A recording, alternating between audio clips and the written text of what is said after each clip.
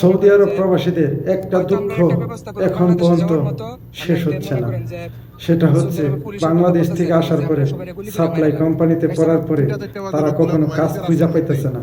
আর কাজ খুঁজে না পাওয়ার কারণে তারা মাস, 1 মাস, 2 মাস, 3 মাস, 7 মাস, 8 মাস হওয়ার পরে অবৈধ হইয়া বাংলাদেশে যাওয়ার জন্য অনেক দালাল ভাইকে টাকা দিতেছে।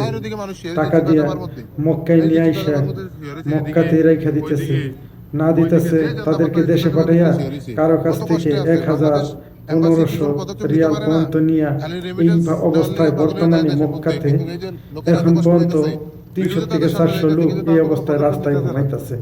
আমার ভিডিওটা দেখতেছেন, অবশ্যই দেখেন যে দেখেন মক্কাতে এখনো কত হাজার লোক এইভাবে রাস্তায় ঘুম পারতেছে, তাদের কোনো কাজ নাই।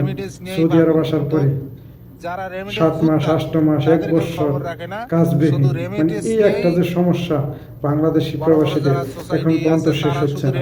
সেটা হলো সৌদি আরব আসার পরে তারা সাপ্লাই কোম্পানিতে পড়ার পরে কাজ দেয় না, আর কাজ দিলে বেতন দেয় না।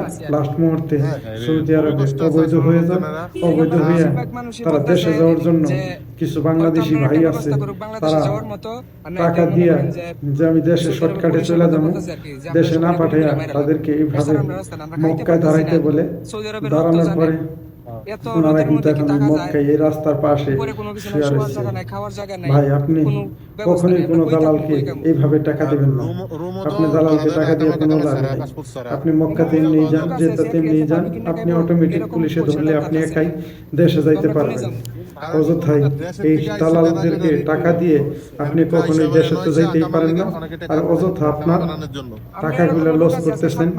তাই আমাদের পুরা কপাল সবসময় পুরাই থাকে, আর ভালো হয় না। আসলে কি ভাই, আমরা পুরা কপাল নিয়ে এই প্রবাসে আসি, যারা সাপ্লাই কোম্পানিতে আসে, এখন এই পুরা কপালের আর ভালো করে যে কেমনে হবো আল্লাহ পাকি ভালো জানে। আল্লাহর কাছে দোয়া করি, হে আল্লাহ, তুমি যত প্রবাসী ভাইয়েরা এইসব সাপ্লাই কোম্পানিতে আসতেছে, আল্লাহ তুমি তাদেরকে কাজের ব্যবস্থা করে দাও।